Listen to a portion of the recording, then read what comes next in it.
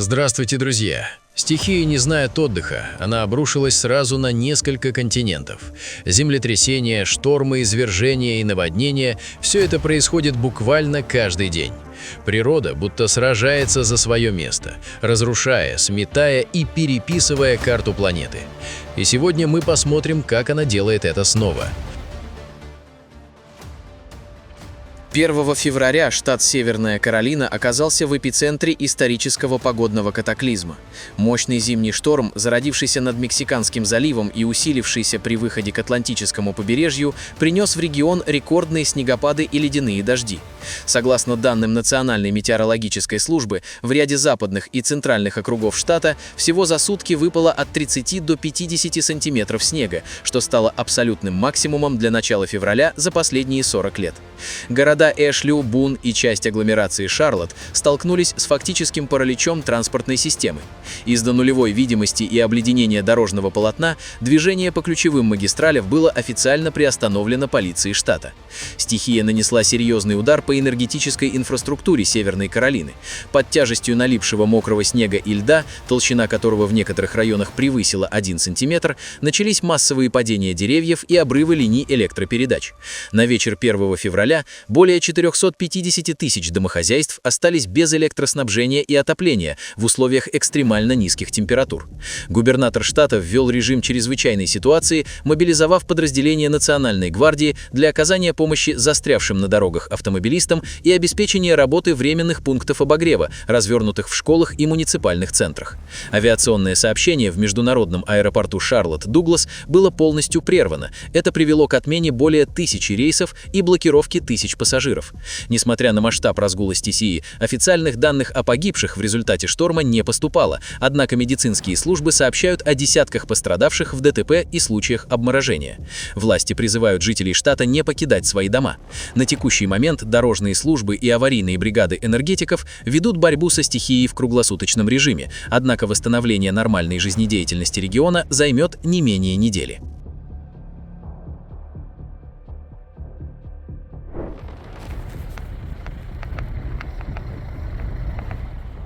Ростов-на-Дону и Ростовская область оказались в эпицентре мощного снежного циклона, который фактически парализовал жизнедеятельность региона. Обильные осадки, сопровождаемые шквалистым ветром и резким перепадом температур, привели к масштабному транспортному коллапсу. На ключевых магистралях города и федеральных трассах образовались многокилометровые заторы. Из-за глубокого снега и образовавшейся под ним ледяной корки легковые и грузовые автомобили массово буксовали на подъемах. Даже к глубокой ночи ситуация на дорогах Ростова оставалась критической. Системы навигации фиксировали максимальные уровни пробок в центральной части города, на проспектах Стачки, Нагибина и в районе Западного обхода. В связи с экстремальными погодными условиями власти города приняли решение перевести школы и детские сады на режим свободного посещения с 3 февраля. Это позволит родителям оставить детей дома, минимизировав нагрузку на транспортную сеть и снизив риск травматизма. Муниципальные службы перешли на усиленный круглосуточный режим работы. На улице выведено более 200 единиц спецтехники, ведется непрерывная обработка дорожного полотна реагентами и вывоз снега. Однако интенсивность снегопада значительно осложняет работу коммунальщиков. Ситуация в области осложняется перебоями в подаче электроэнергии в ряде населенных пунктов из-за налипания мокрого снега на линии электропередач. ГИБДД региона настоятельно рекомендует водителям по возможности отказаться от любых поездок на личном транспорте, особенно на дальние расстояния, и не парковать машины вдоль дорог, чтобы не препятствовать работе снегоуборочных колонн. По прогнозам синоптиков, влияние циклона сохранится в течение ближайших суток, что может привести к дальнейшему росту снежных заносов.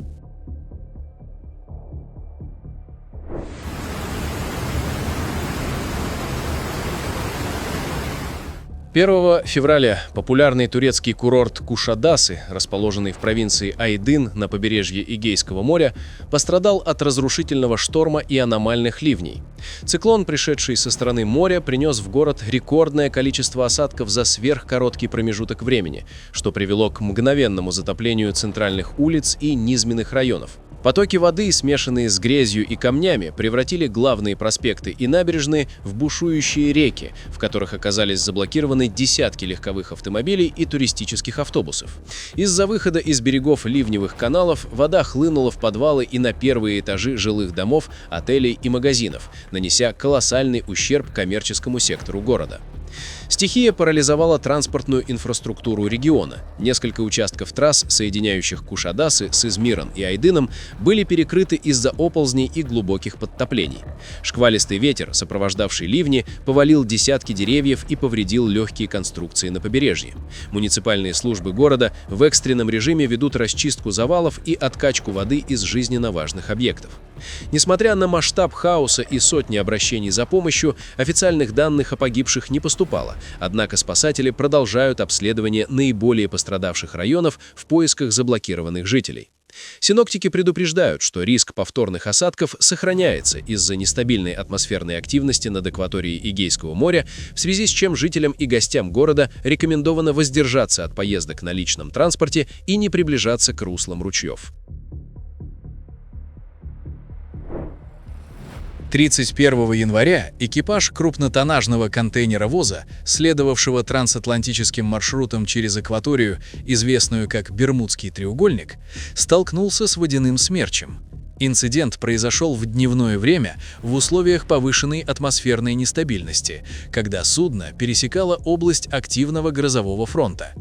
Морякам удалось запечатлеть с высоты палубы момент формирования гигантской воронки, которая соединила низкие кучево-дождевые облака с поверхностью океана, образовав плотный водяной столб высотой в несколько сотен метров.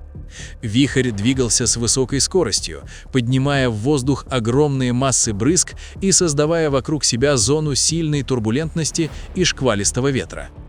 Эксперты отмечают, что возникновение подобных водяных смерчей в конце января связано с резким температурным контрастом между теплыми водами Гольфстрима и холодными воздушными массами, спускающимися с североамериканского континента. Метеорологические службы напомнили мореплавателям о необходимости соблюдения предельной осторожности в данном квадрате, так как водяные смерчи способны развивать скорость ветра свыше 150-200 км в час и представляют серьезную угрозу для небольших судов и палубного оборудования сухогрузов. Данный инцидент официально занесен в реестр опасных метеоявлений региона как один из самых масштабных водяных смерчей, зафиксированных с борта коммерческих судов в текущем сезоне.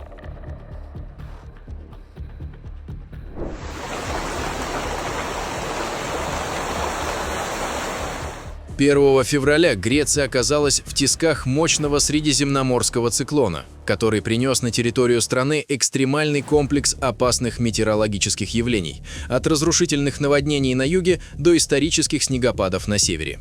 Штормовой фронт охватил практически все регионы, спровоцировав масштабный инфраструктурный кризис. В северных префектурах Козани, Гревена, Кастория и Флорина установилась настоящая полярная зима. Обильный снегопад в сочетании с ураганным ветром привел к полной блокировке многих участков дорожной сети. Движение по ряду национальных и провинциальных трасс стало возможным только при использовании цепей противоскольжения, а несколько высокогорных деревень оказались фактически изолированы от внешнего мира из-за многометровых заносов. В центральных и южных районах страны характер стихии сменился катастрофическими ливнями, которые вызвали выход рек из берегов и серию опасных оползней. В Аттике и на Пелопоннесе потоки воды затопили подвалы жилых домов и парализовали работу городского транспорта, превратив улицы в бушующие реки. Шторм на море силой до 9-10 баллов заставил власти ввести запрет на выход судов из портов Пирей, Рафина и Лаврион, что привело к полной остановке паромного сообщения с островами Эгейского моря. В прибрежных зонах зафиксированы разрушения набережных и повреждения рыболовецких судов из-за гигантских волн. Энергетическая система страны испытала колоссальную нагрузку. В десятках населенных пунктов зафиксированы массовые отключения электричества из-за падения деревьев на линии электропередач и повреждения трансформаторных подстанций молниями. Пожарные службы и отряды гражданской обороны Греции совершили за сутки более 1000 выездов для откачки воды, расчистки завалов и спасения людей, заблокированных в своих автомобилях. Официальных данных о погибших не поступало, однако материальный ущерб аграрному и туристическому секторам оценивается как колоссальный. Власти призывают граждан воздержаться от любых поездок до полной стабилизации атмосферного давления и ослабления ветровой нагрузки, ожидаемых не ранее середины недели.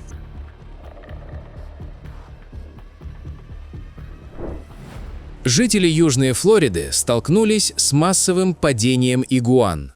В результате аномального для тропического региона похолодания, когда столбики термометров в Майами и Палм-Бич опустились до 0,3 градусов тепла, хладнокровные рептилии начали массово падать с деревьев на тротуары, припаркованные автомобили и в бассейны. Данный феномен объясняется биологическими особенностями игуан. При падении температуры ниже 4-5 градусов их метаболизм замедляется до минимума, они впадают в состояние глубокого анабиоза и теряют способность удерживаться на ветках.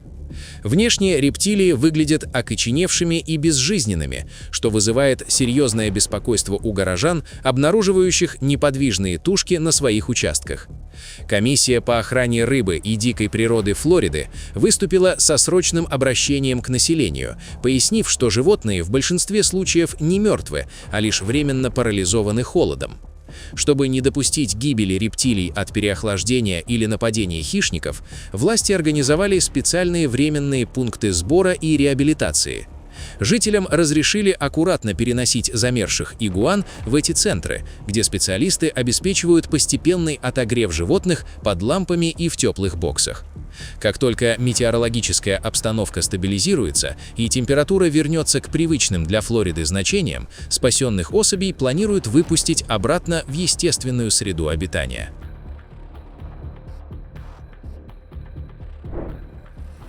«31 января столица Чили, город Сантьяго и центральные регионы страны оказались в эпицентре погодного явления, вызванного редким для летнего сезона высотным циклоном.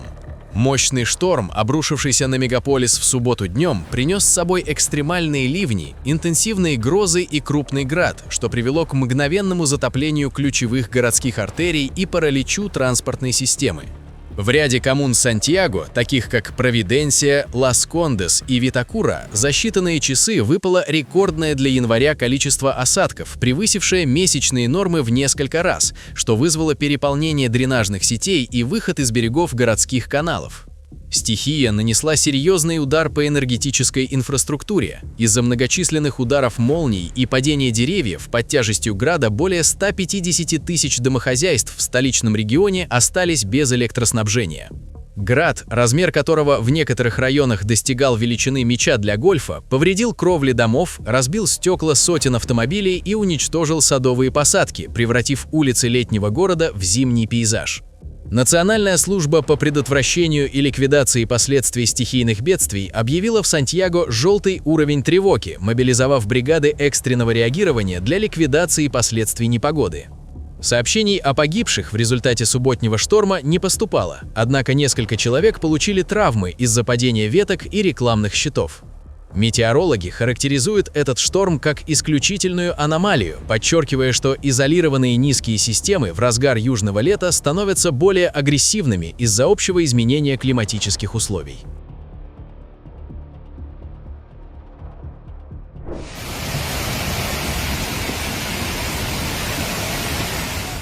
На севере Марокко, в провинции Шефшауэн, произошел масштабный оползень, вызванный аномально сильными зимними ливнями, которые не прекращались в регионе в течение нескольких суток. Стихийное бедствие затронуло общину Тангая, где из-за переувлажнения почвы гигантский пласт земли пришел в движение, создав угрозу для жилых построек и инфраструктуры. Сошедшие грязекаменные массы перекрыли ключевые участки региональных дорог, фактически отрезав Тангаю и несколько соседних деревень от основного транспортного сообщения с административным центром провинции.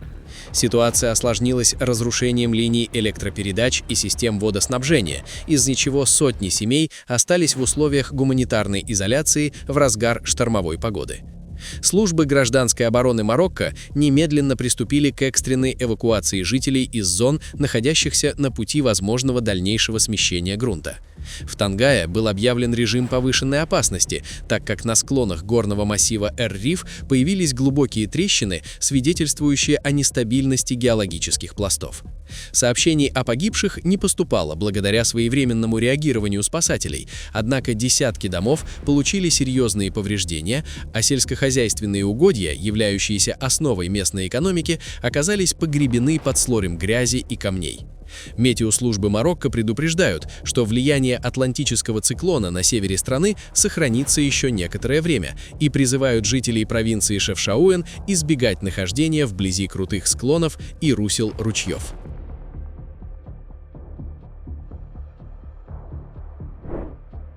31 января район Пунгинг в округе Моджакерта в провинции Восточная Ява в Индонезии стал зоной масштабного бедствия. Экстремальные ливни, сопровождавшиеся шквалистым порывистым ветром, спровоцировали серию разрушений в жилом и коммерческом секторах. По данным регионального агентства по ликвидации последствий стихийных бедствий, основной удар пришелся на деревню Седати и прилегающие к ней территории. Ураганные порывы ветра сорвали кровлю с десятков жилых домов и повалили массивные деревья, некоторые из которых при падении полностью заблокировали региональные дороги. Стихия нанесла серьезный ущерб не только частным владениям, но и инфраструктуре. В районе Пунгинг зафиксированы массовые обрывы линий электропередач, что оставило без энергоснабжения сотни домохозяйств. Кроме того, шторм повредил здание местной школы и несколько складских помещений. Несмотря на значительный материальный ущерб и повреждение десятков строений, официальных сообщений о погибших или тяжелораненых не поступало. Власти округа Моджакерта объявили режим повышенной готовности, так как метеорологи прогнозируют сохранение высокой вероятности сильных дождей и гроз в провинции Восточная Ява в течение ближайших 48 часов. 1 февраля посетители парка культуры и выставочного комплекса в китайском городе Чэнду стали свидетелями внезапного появления локального вихря. В условиях ясной погоды небольшой, но интенсивно вращающийся столб воздуха возник посреди площадки, где располагались туристические палатки и выставочное снаряжение. Вихрь быстро набрал силу, поднимая в воздух пыль, мелкий мусор и массивные предметы. За считанные секунды стихия перевернула несколько палаток, разметала легкие конструкции и личные вещи отдыхающих, вызвав панику среди находившихся поблизости людей. Явление продолжалось около 3 минут, в течение которых столб воздуха перемещался по территории комплекса, прежде чем окончательно рассеяться. По сообщениям администрации парка, в результате инцидента никто серьезно не пострадал. Метеорологи пояснили, что подобный феномен в Чэнду был вызван сильным локальным перегревом поверхности Земли под прямыми солнечными лучами, что привело к быстрому подъему теплого воздуха и образованию вращающегося восходящего потока. Специалисты отмечают, что хотя такие вихри обычно не представляют угрозы масштаба торнадо, они могут быть опасны из-за поднятых в воздух тяжелых предметов. Друзья, на этом наш выпуск завершен. Будем рады видеть вас снова. Подписывайтесь и до встречи завтра в новом выпуске.